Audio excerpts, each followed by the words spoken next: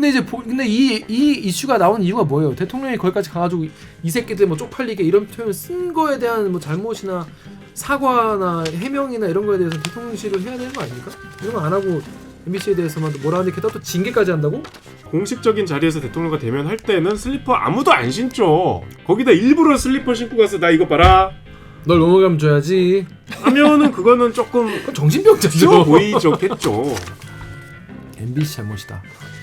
자, MBC 도어 스태핑 중지 유도설 그런 거죠.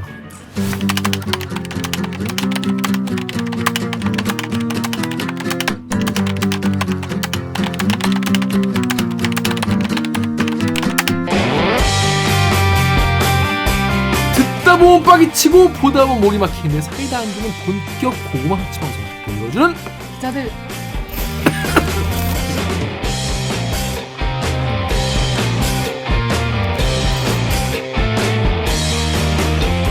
실화입니까? 실화냐? 저비용 고퀄리티를 추구하는 사내수공업 방송입니다. KBS 기사에 누리겠는 여러분들이 댓글로 남겨주신 큰 진짜 응원합니다.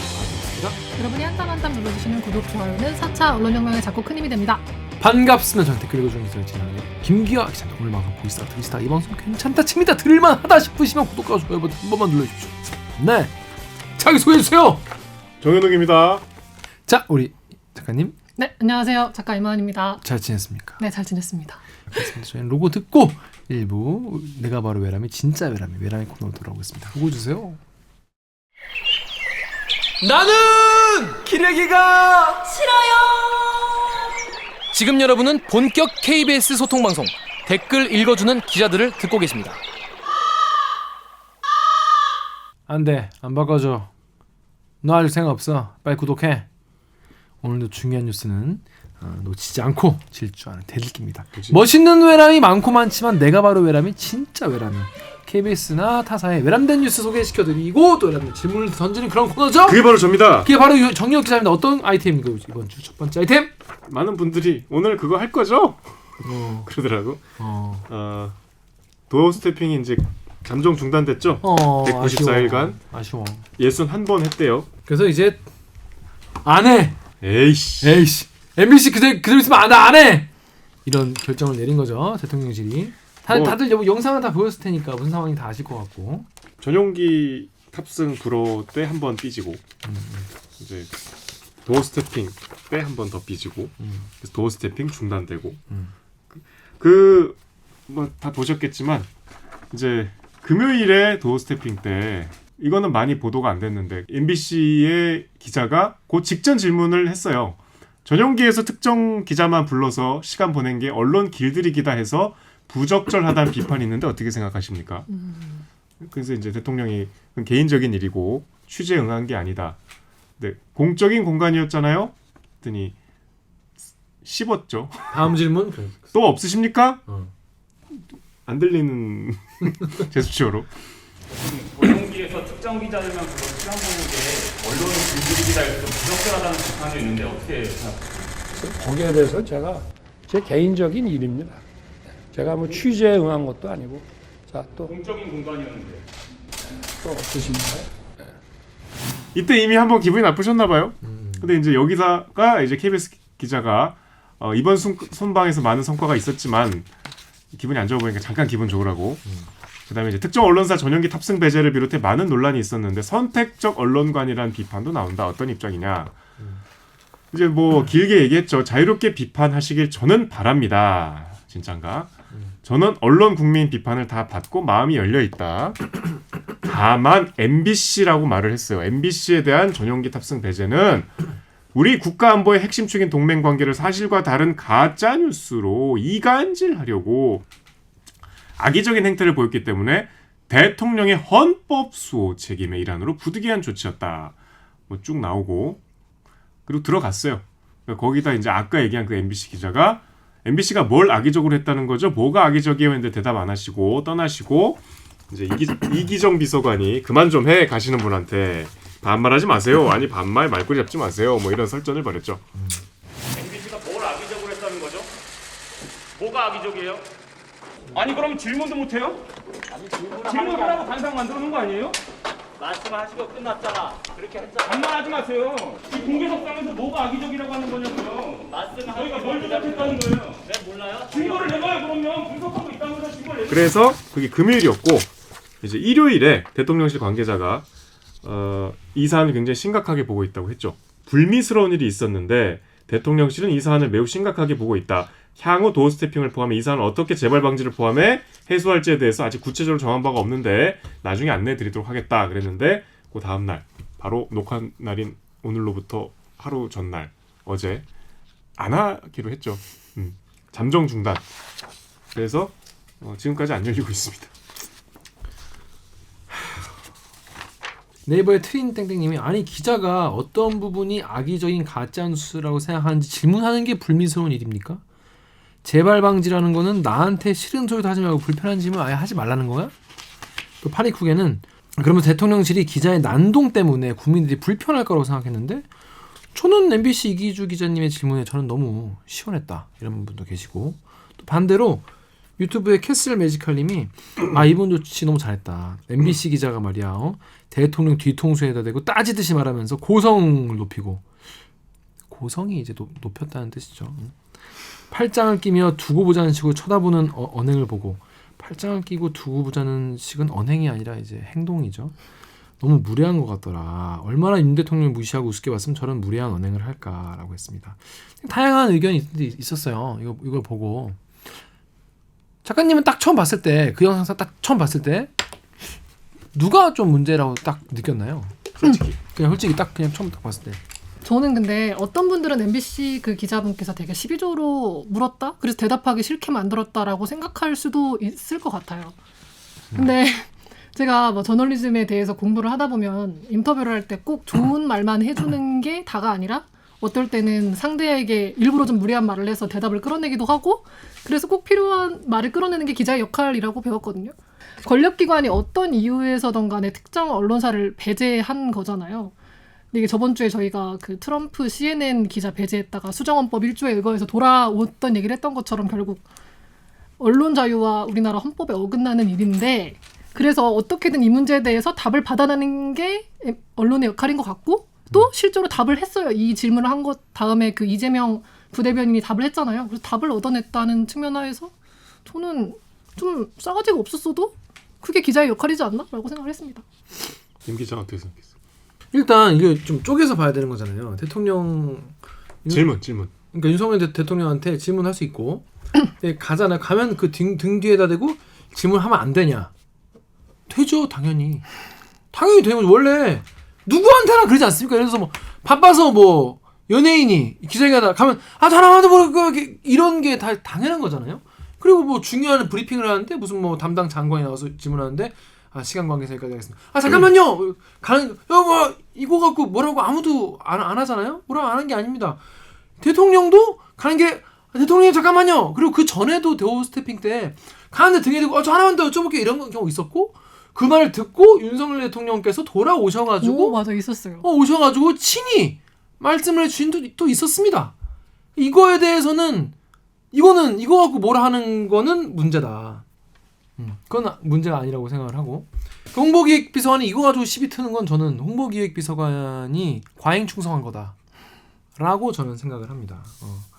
이제 가서 얘기를 하는데 두 분이 이제 얘기를 하는 거는 거기서부터 서로 이제 약간씩 이제 몰라 이제 그냥 일단 언쟁이 이제 시작된 거니까. 뭐 그건 감정 섞인 다분히 감정적인 싸움이에요. 이거 감정적일 수밖에 없죠. 그런데 이제 거기서 이제 홍보기획비서관이 먼저 반말한 건 맞죠 또. 그것도 그렇죠. 그것도 맞아요. 반말을 먼저 했어. 그럼 질문도 못 해요? 질문하라고 당상 만들어 놓은 거 아니에요라고 하니까 홍보기획비서관이 먼저 말씀을 하시고 끝났잖아라고 했어요. 그렇게 했잖아요. 라고 하니까 MBC가 반말하지 마세요. 그러니까 우리 사회에서 반말하지 마세요. 반말하지 마세요 하니까 바로 말꼬리 잡지 마세요. 말꼬리 마세요. 뭐 하지 말라는 게 많아 일단. 이게 서로 이제 그래도 비즈니스 관계고 둘이 뭐 다른 기자들도 많이 있는데 당연히 서로 존대를 했어야 되는데 홍보기획비서관이 먼저 말을 놨어. 본인이 이제 기자 선배니까 한참 선배라고 생각해서. 그렇죠. 그러면 안 되죠. 근데 그 다음부터는 뭐 서로 얘기를 하는데 MBC 기자는 악의적이었다는 표현이 딱 꽂혔었나 봐요. 그 꽂혀가지고 이제 뭐 이게 뭐가 악의적이에요? 왜? 이러면서 이제 아직도 이해를 못하니 말 조심하세요 막 하다가 뭐 독재니 뭐 군사정권이 막 그러니까 뭐가 그야 그래서 근데 이런 거는 사실 늘 있는 일이에요. 출입처에서 얘기를 하다가 좀 뭐 장관이나 이런 상황 아니더라도 뭐 얘기하다가 그 현장에서 언성은 언제나 뭐가 수 있는 거죠. 근데 그걸 가지고 나 이제 그럼 나 이제 얘 보낼 때까지 나 도스피크 안 함. 이 사안만 보면 안 되고 자꾸 우리가 까먹는데 이게 결국 이제 탑승 거부부터 시작된 거잖아요. 특정 언론사를 이제 비행기 못하게 했잖아요. 전용기에 취재를 못하게 한 게 아니고 전용기에 못하게 했잖아요. 그래서 그 MBC 불편하게만 하려고 그냥 아주 불편하게 현장 취재를 할 수밖에 없었죠. 그 후기도 계속 오던데 한겨레도 전용기를 안 타서 그 후기를 올렸더라고요. 그래서 그렇게 부당한 이제 취재 제안을 받았고 그 당사자라 다름없는 그 언론사의 기자가 물론 같은 기자는 아니었습니다만 그 기자가 거기에 대해서 대통령한테 그 부당한 조치를 받은 당사자가 그 부당한 조치를 내린 그 당사자에게 질문을 했는데 그 질문도 당사자가 느끼기엔 수용할 수 없는 대답을 내놨잖아요. 가짜뉴스라 그러고 헌법소 거기서 헌법소가 왜 나오죠? 전혀 상관없어요. 뭐 이런 얘기를 하니까 그럼 거기서 추가 질문을 안 하면 그게 기자입니까? 그건 바보죠. 그걸 추가 질문을 그거야말로 정말 기자력이 없는 거예요. 당연히 해야 되는 거고 그 추가 질문을 받지 않고 갔잖아요. 그걸 비판해야죠 일단.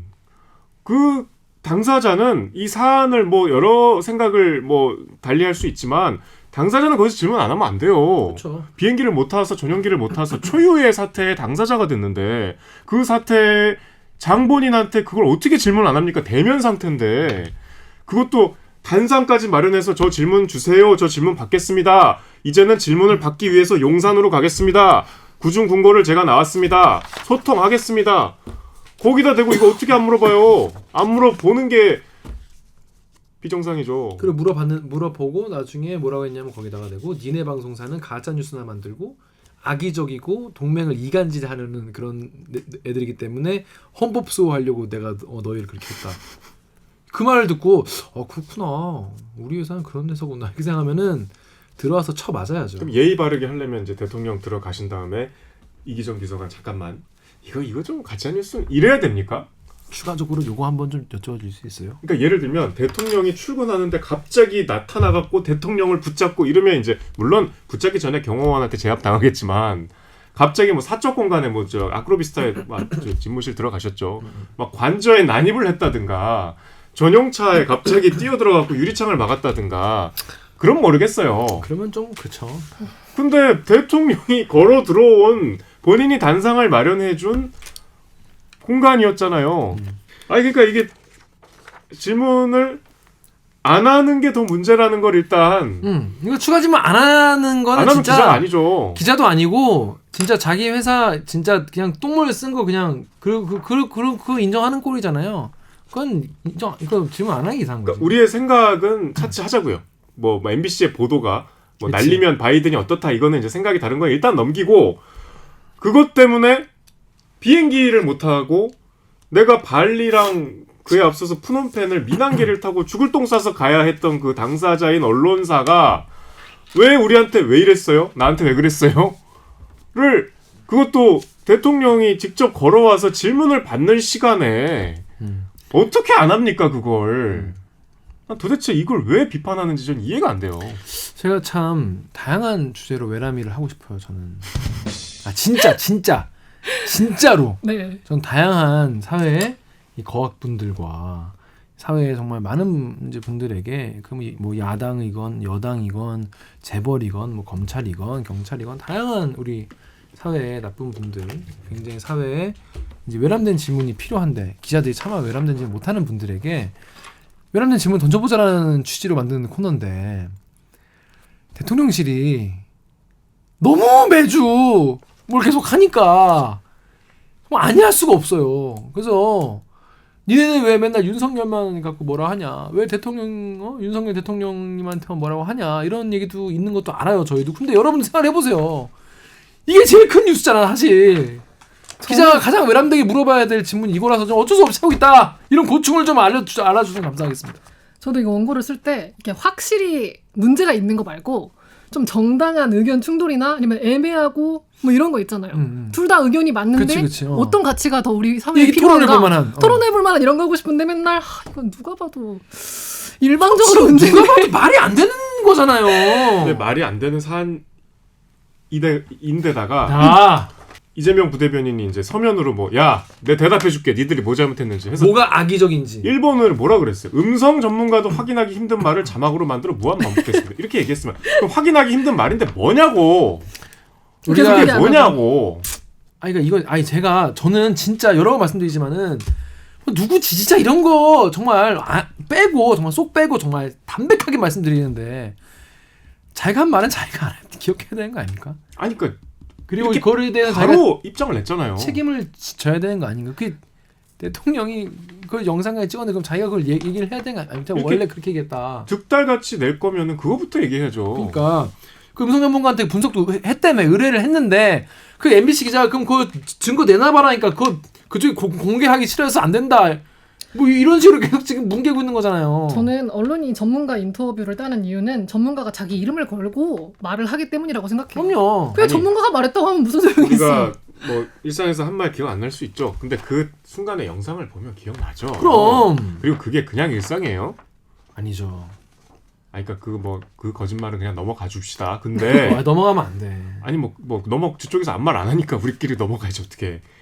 그리고 이번에 이제 국회 앞에 미국이란 가로를 이제 말을 괄호 안에 넣었다고 했는데 요거는 MBC만 이렇게 했어요. 그러니까 이제 바이든은 당시에 거의 대부분의 언론사가 이거 또 이 논란을 하네 지금 바이든을 썼는데 네. 이제 국회 앞에 미국이란 말은 MBC만 썼어요. 그런데 이해를 돕기 위해서 쓴 거죠. 그런데 MBC 입장에서는. 일단 자막을 쓸 때 뭐 음성 전문가 이런 거 뭐 하지 않아요. 일단 자막은 들리는 대로 쓰고 만약에 그게 바이든이라고 썼다면 그건 바이든이라고 들러서 쓴 거잖아요. 그게 바이든이면 문맥상 당연히 앞은 미국 의회죠. 그 설명의 차원으로 썼겠죠. 그러니까 바이든과 미국은 사실 같이 가는 거예요. 그러니까 바이든이 맞다면 미국도 뭐 쓸 수 있는 거예요. 뭐 지금 결과적으로 이것 때문에 자꾸 꼬투리가 잡히니까 안 썼으면 더 좋겠다 이런 생각이 저도 들지만 기술적으로 안 쓸 수가 없죠. 바이든으로 했다면. 그러니까 근데 뭐 이거는 뭐 이미 지나간 일이고. 앞에 국회가 뭔 국회? 미국 국회 얘기구나 이렇게 생각할 수 있는 거니까. 그러니까 F로 시작하는 욕설을 한 것처럼 이 3번인데 기정사실화했다 그랬는데, 그러니까 새끼는 인정했잖아요 당시에. 새끼도 인정하고 대통령실에서. 쪽팔려서도 나오고. 그게 이제 우리나라 국회에다 했다 하고 인정했잖아요. 그러면 이 새끼란 말을 왜 F로 시작하는 그 단어로 번역했냐 이럴 수는 있어요. 그럼 뭐 그보다 더 문제는 그 얘기 거기서 얘기한 게 더 문제 아니야? 언어학자 뭐 데리고 와서 또 뭐 할 수 있어요. 근데 마치 그러니까 새끼라는 말을 안 한 것처럼 이렇게 자꾸 이렇게 넘어가잖아요. 그리고 구체적으로 누구를 상행모당들을 했다 다 구구절절 얘기했잖아요. 한참 지나서. 그랬으면 설명을 제대로 해야 될 거 아니에요. MBC가 이렇게 뭐 정색을 하고 예의 없이 뭐 했다고 하면 야 알려줄게 하면서 제대로 얘기를 해야 될 거 아니에요. 찍소리 못하게. 모호한 얘기 숭숭 구멍 뚫린 논리 투성이잖아요. 이거 갖고 어떻게 이게 해명이 될 건이와 저 도어스태핑하고 이거 도대체 무슨 상관입니까? 정말 저는 이 상식적인 얘기를 왜 아직도 하고 있어야 되죠? 그래서 이거 뭐 이뿐이 아니라 뭐 쭉 설명했어요. 뭐 한국과 우리의 관계는 끈끈하다고 했는데 이걸 또 보도하지 않았다고. 그럼 뭐라고 해? 한국과 끈끈하다고 하는데 뭐 많이 보도하시고 다른 언론사 왜 우리한테만 책임을 묻냐며 무책임해서 악의적이고. 이게 왜 악의적이죠? 사과도 하지 않고 답변도 하지 않고 있는 게 악의적이고. 해석이나 가치 판단을 하지 않고 전달했다고 했다는 게 왜 악의적이라는 거죠? 그러니까 설명을 해줘야 될 거 아니야. 6번이랑 7번은 묶어도 될 것 같은데 이거 두 개를 10개를 맞추려고 하다 보니까 뭐 좀 늘리신 것 같아요. 그리고 이제 대역을 쓰고도 대역 표시하지 않은 거 이거 악의적이고. 근데 뭐 그리고 광우병 그리고 월성원전 뭐 세균 검출 이런 거에 대해서 다 가져서 악의적이고. 왜 악의적이냐 목소리 높은 게 악의적이다. 약간 지금 보니까 약간 쇼미더머니를 너무 많이 보시는 것 같아요. 그러니까 라인 맞추려고 하다 보니까 좀 무리수를 그러니까 이런 거는요 여러분 이재명 부대변인님 댓글 기자 보시겠지만 이렇게 10개 딱 맞추려고 억지로 이렇게 분량을 늘리고 끝에 라인 맞추려고 이렇게 좀 앞에 거 무리해서 악의적이지 않은 것도 이제 넣다 보면은 이렇게 글이 약간 좀 우스워지는 거예요. 이게 꼴이 우스워. 왜냐면 정지됐다는 느낌이 안 들잖아요. 이게 대통령실 공식 입장인데 이렇게 쓰면 어떡해요. 전 늘 이제 전직 논술 강사로서 글 간결하고 설득력 있고 파워풀하게 쓰는 걸 되게 중요하다고 생각하는데 이렇게 쓰면 글이 되게 우스워 보이잖아요. 이거 10개 채우려고 막 억지로 늘린 거랑 악의적이라는 말 뒤에 붙이려고 막 억지 쓰는 내기고 게 받는 소리로. 물론 어떤 거는 뭐 악의적일 수도 있겠구나라고 뭐 보일 수 있는 부분도 있는데 이렇게 막 섞어서 놓으면은 이 글 전체적으로 다 되게 신뢰도가 떨어지니까 앞으로 이렇게 안 쓰는 게 좋을 것 같습니다. 그리고 광우병 괴담 조작 방송이라고 하는 이게 2008년 얘기잖아요. 14년 전 얘기잖아요. 가짜뉴스는 끝이 없대. 그러니까 여기서는 그러니까 대통령실은 MBC는 그냥 가짜뉴스 생산 공장으로 지금 보고 있는 거죠. 그러니까 카운터파트로 생각을 안 하는 거예요. 아예 언론사로 또 생각 안 하는 것 같아. 대통령실은. 근데 이제 근데 이 이슈가 나온 이유가 뭐예요? 대통령이 거기까지 가가지고 이 새끼들 뭐 쪽팔리게 이런 표현을 쓴 거에 대한 뭐 잘못이나 사과나 해명이나 이런 거에 대해서 대통령실을 해야 되는 거 아닙니까? 이런 거 안 하고 MBC에 대해서만 뭐라 하는데 게다가 또 징계까지 한다고? 징계를 이제 시도를 했다는 이제 정황이 아니라 이제 그 내부의 논의가 결국은 언론사들이 보도를 했잖아요. 대통령실 출입기자 등록과 운영에 대한 규정이 있는데 이제 명백한 오보나 현저하게 공정성이 결여된 보도를 하거나 출입기자로서 품위를 손상한 행위를 하는 경우에 이제 홍보 수석이 징계를 한대요. 이게 이제 징계에도 수위가 있는데 뭐 등록 취소, 뭐 취재 배제, 일정 기간 정지, 기자 교체 요구 뭐 이렇게 있는데 이제 여기에 대해서 이 중에서 MBC 기자는 이제 태도가 이 품위를 손상했다고 보는 것 같아요. 그러면 이제 이거를 일방적으로 홍보 수석이 하는 게 아니고 출입기자단, 이제 간사단의 의견을 반영을 해야 되는데 간사단에 이제 사실상 요구를 한 거죠. 이 그런 요구를 좀 해달라고. 근데 이제 그런 사유를 주지 않았죠 간사단이. 다행히 이것도 다행이라고 해야 되는 게 참. 그래서 이제 뭐 스무스하게 부드럽게 징계를 하진 못했고 거기까지 실패했고 간사단이 의견을 안 주는 바람에 그래서 이제 징계를 앞으로 어떻게 할지 여론을 수렴 중이시라고 대통령실에서 밝혔죠. 징계 방안이 3가지가 나왔었던 거죠? 방안이 아니고 지금 그 규정에 나와 있는 징계 수위가 3가지예요. 그게 출입기자 교체, 출입 정지, 등록 취소 이렇게 3가지. 취재 배제, 일정 기간 정지, 기자 교체 요구.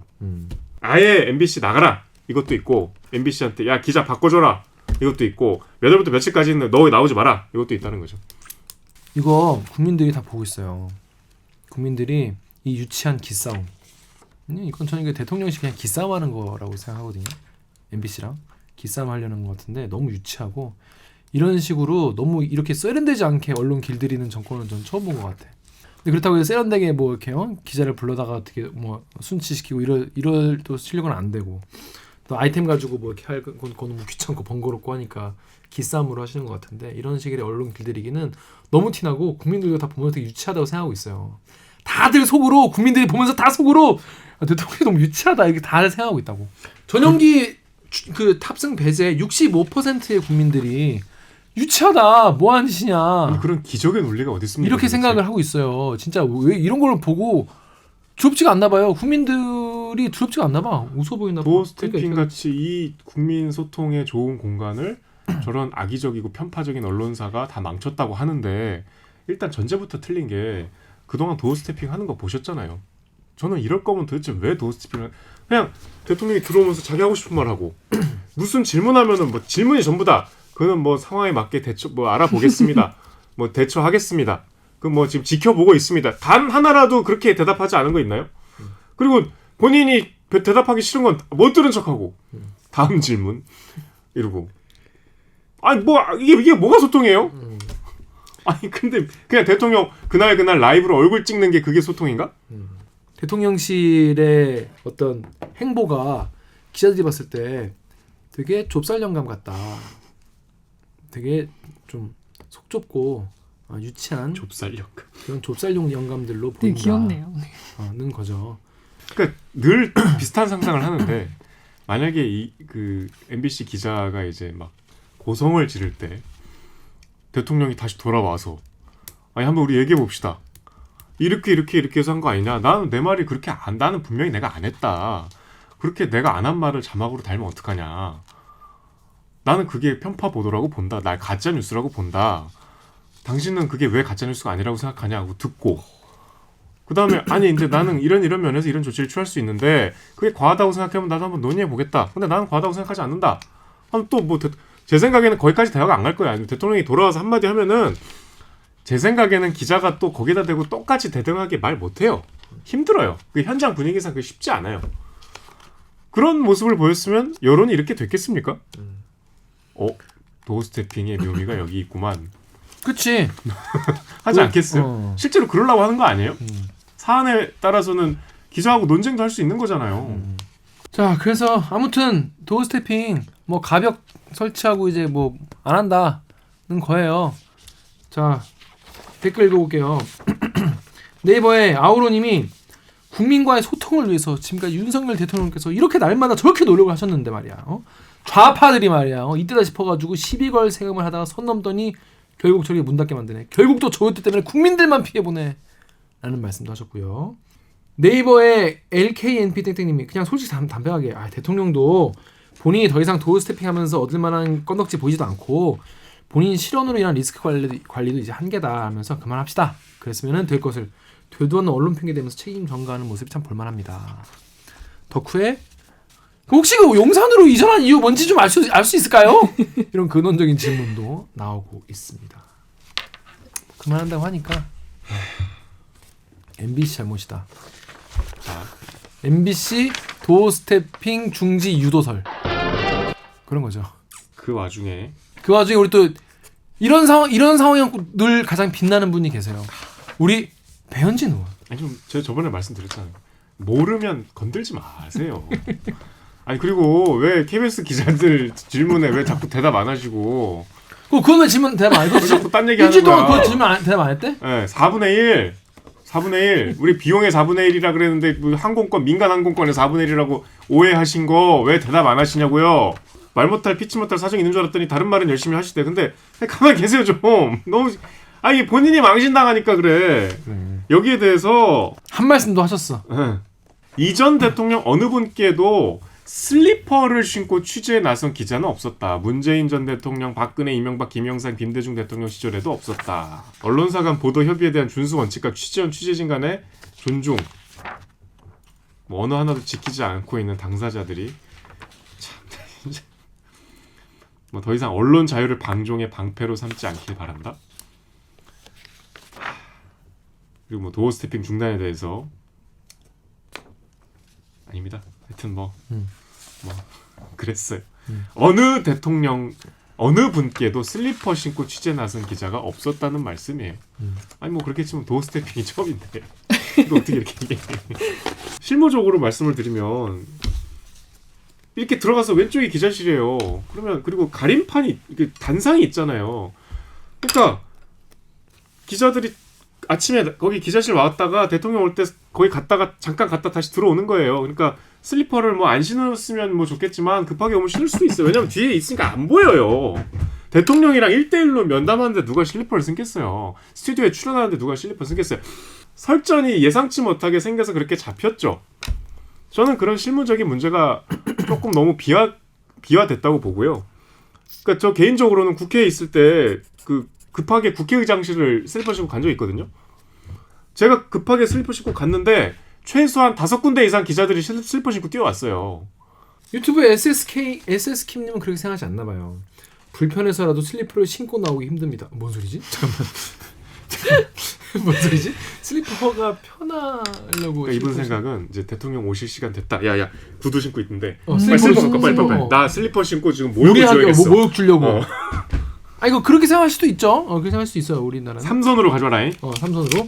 이는 의도적으로 모멸감을 주기 위한 윤석열 대통령한테 MBC 기자가 모멸감을 주려고 일부러 불편해서라도 불편함을 감수하고 구두에서 슬리퍼로 갈아 신고 나와서 얘기한 거라고 보는 것이 맞는 것 같다라는 생각이세요. 트위터 게시글에 피고 직원님이 저것들 눈에는 다른 기자들 슬리퍼는 안 보이고 MBC 기자 슬리퍼만 보이나 보다. 근데 그 사진 보니까 실제로 슬리퍼 다 신고 있더라고요. 또 네이버 댓글에 독스님이 그러니까 슬리퍼 때문에 도어 스태핑 안 한다는 얘기? 구두 신고 물어봤으면 괜찮았고? 아니 핵심이 아닌 뭔 슬리퍼 얘기만 자꾸 해대는지. 제 생각에는 구두 신고 나왔으면 더 좋았겠죠. 근데 저는 잘 모르지만은 거기 대통령실 그날 영상만 봐도 굉장히 많은 기자들이 이제 슬리퍼를 신고 있었거든요. 그게 약간 기자실 바로 앞이고 바로 앞이어서 이제 사무실에서 이렇게 그 기자실에서 슬리퍼 신고 이제 업무를 보다가 대통령 오십니다. 그러면 이제 후다다닥 나와가지고 하는 그런 게 지금까지 도어 스태핑이 되게 많이 했잖아요. 지금 뭐 수십 번 했기 때문에 그렇게 모이는 게 약간 좀 거기에 어떤 루틴 같이 됐나 보죠. 그러니까 한번 지난 도어 스태핑 때 찾아보세요 그림을. 그 기자들이 뭘 신고 있는지. 근데 뭐 그램에도 불구하고 어떻게 그래도 대통령 나오는데 구두를 안 신고 뭐 알 수 있냐고. 오케이 뭐 그 정도 얘기는 뭐 받을 수 있을 것 같아요. 근데 그게 결정적인 건 아니잖아요. 그게 막 본질을 훼손하고 거기서 MBC는 가짜뉴스 만드는 데 악의적으로 동맹을 이간질했다고 하는 거랑 그 얘기할 때 스레파 신고 있었던 거랑 뭐 이건 되게 너무 뭐 부수적인 이야기라서 좀 김 기자 딱 그 말처럼 아쉬울 수는 있죠. 근데 이제 배현진 의원처럼 이렇게 각 잡고 얘기하면 웃음꼴이 되는 거예요. 그렇죠. 문재인 MBC 박근혜 슬리퍼 이명박. 사태라고 하면 너무 과하잖아. 아니 그러니까 예를 들면 문재인 대통령 때 기자회견 하잖아요. 그 춘추관에서 늘 우리 그동안 이제 소통 방식 그랬잖아. 뭐 이례적으로 박근혜 대통령이 어디 다른 장소로 나중에 불러갖고 기자들 노트북 못 갖고 오게 하고 뭐 그런 적이 있었는데 기자들 생활 공간 바깥에서 공식적인 자리에서 대통령과 대면할 때는 슬리퍼 아무도 안 신죠. 그렇지. 안 신죠. 거기다 일부러 슬리퍼 신고 가서 나 이거 봐라 널 넘어가면 줘야지. 하면은 그거는 조금 정신병자죠. 쉬워 보이겠죠. 그러니까 한번 돌려보시라고요. 대통령실에 그동안 도어 스태핑 때 기자들 신발을. 그러니까 그래도 그거 기자들 다 잘못했다. 오케이 거기까지 저는 좀 뭐 이해할 수 있지만 그건 그냥 이해할 수 있는 수준이고 그거랑 이번 논쟁은 딴 거다. 그렇게 그러시면은 슬리퍼 신지 않았으면 좋겠다라고 뭐 얘기할 수는 있겠죠. 근데 저는 그런 생각 들어요. 저도 사실 뭐 예의 되게 중요하다고 생각하는 편인데 국민들에게 어떤 기자가 더 좋은 기자일까를 여러분 한번 생각해 보시면 어떨까요? 어디 대통령이 나오는데 팔짱 끼고 쓰레빠 직직 끌고 가서 고성 이렇게 막 무례한 외람된 질문하고 막 가는데 뒤에다 대고 소리 지르면서 이것저것 물어보고 막 그런 기자가 있는 대통령실이 더 좋은 곳인지 아니면 대통령이 노트북 갖고 오지 말라고 해서 다 정장 쫙 빼입고 가서 동선하게 두 손 모으고 이렇게 넵 이러고 모든 기자들이 모여가지고 대통령 하는 말 끄적고 이러고 있는 그 기자들이 더 좋은 기자들인지 여러분 어떤 기자들이 있는 곳에서 살고 싶으십니까? 요런데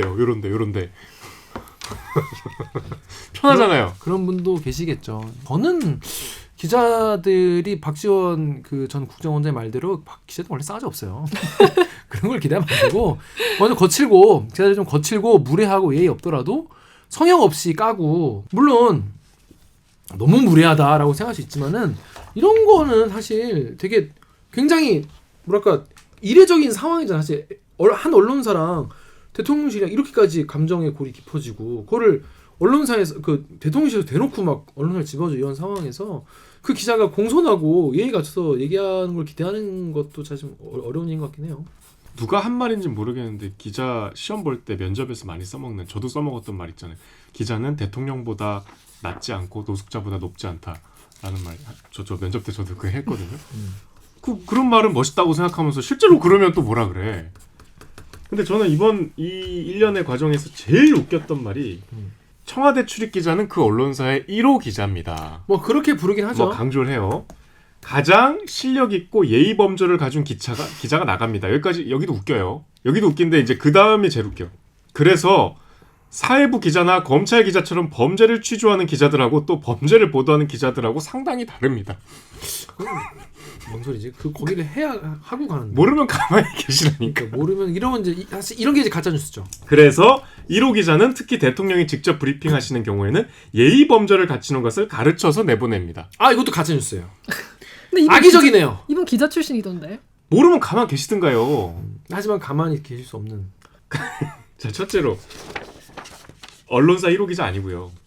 가장 실력 있고 예의 범절을 갖춘 기자가 나가는 거 아닙니다. 그냥 거기도 다른 출입처와 똑같아요. 물론 이제 아주 똑같다고 할 수는 없죠. 인기 있는 출입처고 정무적인 감각이 좀 있는 기자가 가기도 하죠. 근데 여기처럼 무슨 예의 범절을 갖춘 기자? 실력이 있는 기자? 실력은 다 있어야 돼요. 어느 출입처를 가든. 실력 없는 기자가 가는 출입처는 도대체 어딥니까? 사회부 기자나 검찰 기자와는 여기는 범죄를 보도하니까 상당히 다르다고 하시는데 김행 기자 시절에는 정말 옛날에 거꾸로 사회부나 검찰 기자 에이스가 청와대를 갔잖아요. 지금은 꼭 그렇지도 않거든요. 그러니까 본인이 기자 시절 할 때는 지금 본인이 얘기하는 거랑 반대였어요.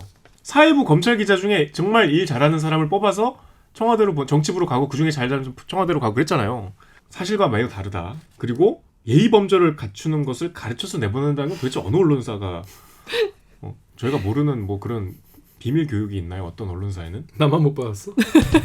우리는 시당초 대통령실에 출입시킬 생각이 없어서 그런 교육을 안 시켰나? 저는 청와대 출입했었습니다만 우리만 그런 게 없었나? 못 받았는데. 맨 앞에 한 말이 이게 참 부끄러운 일이다 개탄하면서 이 말씀을 시작하시는데 이 본인의 말씀이 진짜 부끄러운 말씀이에요.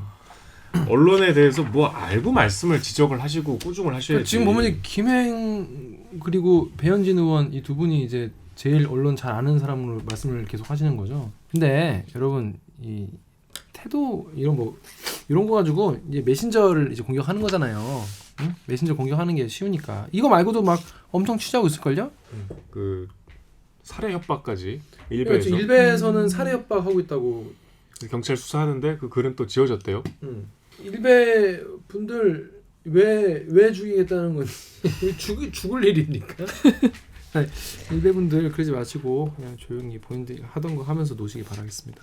아무튼 저는 정말 이 수준 이하의 대통령실 행동 때문에 다른 외람된 질문을 못 던지고 있다. 저는 너무 우리가 대통령실만 뭘 하는 게 아닌가에 대한 걱정이 너무 들긴 하지만 어쩔 수 없잖아. 이렇게 좁쌀 영감으로 계속 언론사를 이렇게 괴롭히는데 가만히 있으면 사실 우리가 더 우스운 거죠.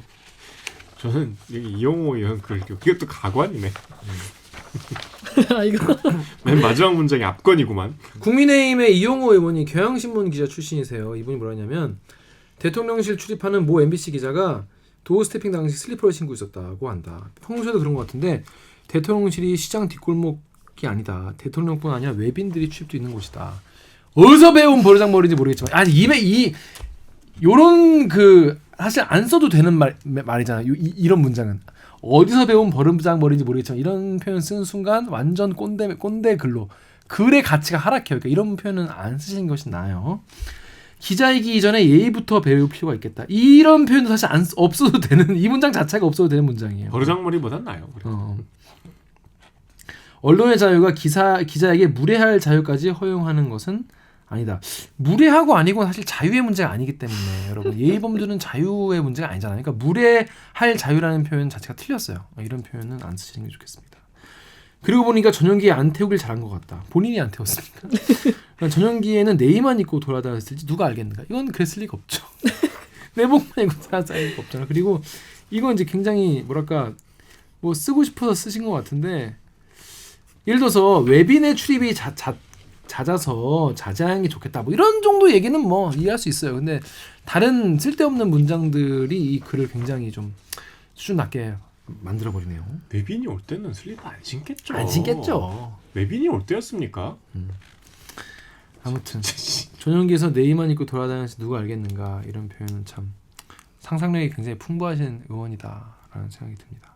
전 솔직히 뭐 구두 신고 하는 게 뭐 맞긴 맞다고 생각해요. 근데 이런 가지고 이제 더 큰 문제, 진짜 제대로 된 문제를 얘기를 해야 될 시점에 스랩바 같은 걸로 시비를 걸어가지고 이제 메신저를 공격해가지고 이 메시지와 관련된 논쟁을 무력화시키려는 것 같아가지고 사실 이게 더 중요한 얘기 아니겠습니까? 예를 들어서 기자가 스랩 하시는 문제는 굉장히 쉬운 문제예요. 앞으로 도어 스태핑 때 다 구두 신고 오세요 이렇게 얘기하면 아무도 그거 안 지킬 기자 없어요. 근데 그 앞에 문제 전용기를 대통령실도 MBC만 안 태우고 와가지고 니네는 가짜뉴스 만들고 악의적이고 동맹 훼손하고 악의적이고 뭐 이 대통령 이런 식으로 발언하는 거 이거에 대해서 추가 질문 안 받는 거 이건 사실 더 중요한 문제인 거잖아요. 이게 한 100이라면은 스레빠 문제는 한 2, 3도 안 되는 문제다. 아니 저는 아까 이 댓글이 되게 공감 갔어요. 구두 신고 물어봤으면 괜찮았고 팔짱 안 끼고 물어봤으면 또 괜찮았을 거. 그러니까 이렇게 막 뭐 하나 꼬투리 잡을 거 찾은 거죠. 결국 하나 찾은 거죠. 축하드립니다. 자, 우리 마지막 아이템 짧게. 네.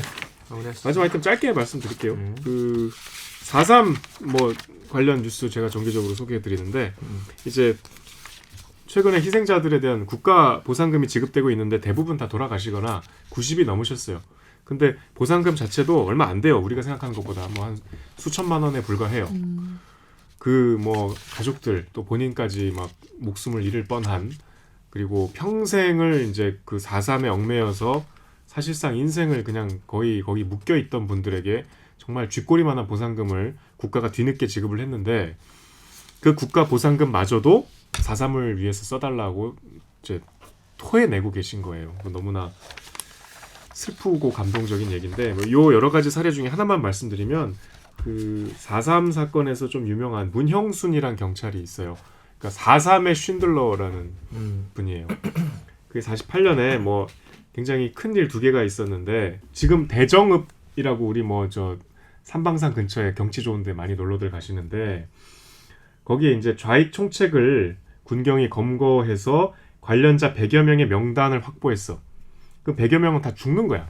그 명단이 확실치도 않은데. 근데 이제 당시에 이 경찰서장이었던 문영순 경위가 이 조서를 이 100명에 대한 조서를 보통은 경찰이나 서북청년단이 썼는데 그러면 무조건 전 빨갱이고 죽여야 된다 이렇게 썼는데 마을의 면서기한테 쓰게 했어 조서를. 그러니까 면서기는 다 이웃 사람들이 아는 사람들이니까 그렇게 안 쓸 거 아니에요. 그래서 그 당시에도 나름 또 사법 체계가 뭐 아주 없진 않았나 봐. 그 조서를 이제 계엄군한테 갖다 줘서 이제 계엄군이 조사하려고 한 사람씩 불러서 조서를 봤는데 뭐 별거 아니잖아. 그래서 다 풀려났대. 100명이 산 거지. 그리고 더 이제 극적인 거는 1950년에 당시 계엄군이 그때 예비검속이라는 게 제일 무서웠잖아요. 쟤는 예비검속은 죄가 있는 게 아니고 쟤는 죄가 있을 것 같아 앞으로. 그래서 잡아다가 죽이는 거잖아요. 그때 이제 총사를 집행해라. 예비검속으로 잡아놓은 사람들을. 왜냐하면 이제 한국전쟁이 일어났으니까 얘는 향후에 남로당에 가담할 것 같아 해서 잡아놨는데 이게 전쟁 와중에 이제 북한이 수복했다가 후퇴했다가 할 때 이 지역이 북한에 넘어가면 저 감옥에 있는 예비 검속자들은 다 북한군이 될 거 아니야. 그러니까 전쟁 때 다 미리 죽였다고. 그래서 얘네를 또 죽여라 했는데 그거를 이행하지 않았어요. 부당함으로 불이행 이렇게 날인까지 거부했어. 그래갖고 그 사람들이 다 살았어요. 진짜 위대한 분이시네요. 그래서 그분 때문에 목숨을 건졌던 그분에 대한 이제 고마움을 표시가 그때 이제 그 자기들이 풀려날 때 그러니까 이제 그 당시에 고문 후유증으로 경찰이 고문해서 평생 고문 후유 장애를 앓고 계셨던 이제 90대 할머니께서 문 전 서장이 그때 너희들은 행운하다. 나에게 고마워할 필요는 없다. 대신에 이 사회에 이바지하는 사람이 되길 바란다. 그 말을 하셨대요. 그래서 그 말을 지키려고 보상금 불과 4,500만 원 가운데 1,000만 원을 4.3 유족회에 내셨대요. 그 라이언 일병구하기 보면 마지막 장면에 그게 나오잖아요. 잘 살아야 돼. 인생을 꼭 잘 살아줘 대신에. 그걸 지킨 거죠. 그래서 4.3은 아직 뭐 다 관심이 많이 없으시겠지만 이렇게 현재 진행형이다 아직도. 이렇게 국가보상금 내놓으시는 분들이 많이 계신가요? 아니 뭐 그러니까 사례가 많은데 이제 뭐 가족들 이를테면 우리 할아버지가 4.3에 죽었는데 그분들도 우리 할아버지 때문에 받은 돈이니까 이 4.3 보통은 이제 이 4.3 진상 규명을 위해 써달라고 4.3 평화재단에 기부를 하고 또 이제 후대에 좀 알리게 해달라. 근데 이분들이 좀 또 독특한 것이 내가 이렇게 쾌척을 하면은 그걸 알리고 싶은데 인터뷰를 또 한사코 거절하신대요. 아이고. 네. 그래서 뭐 자기 아버지가 억울하게 옥살이를 하다 돌아가셨는데 그걸 알게 된 것도 우리 4.3 유족회 덕분이니까 유족회가 앞으로 더 그런 걸 많이 규명하도록 이 돈을 써달라. 네, 댓글 읽으시죠. 네이버 댓글에 IAY님이 자신의 슬픔조차 남을 위해 쓰는 모습이 너무 아름답습니다. 그들의 마음으로 세상이 꼭 안전하고 평화로워지길 바랍니다. 또 네이버 댓글에 SSAB님이 공권력에 의해 희생된 모든 이들의 명복을 진심으로 빕니다. 그래서 이 국가보상금 기부하려는 분이 많아가지고 이걸로 나중에 재단도 설립하겠다 이런 얘기도 나오고 있다고 합니다. 근데 국가 보상금이 너무 적지 않나요? 그러니까 4,500만 원이 뭡니까? 인생이 사실 그것 때문에 비틀렸는데. 자, 그럼 저희는 1부 외람일까지 하고 2부 아만보 코너로 돌아오겠습니다. 로고 주세요.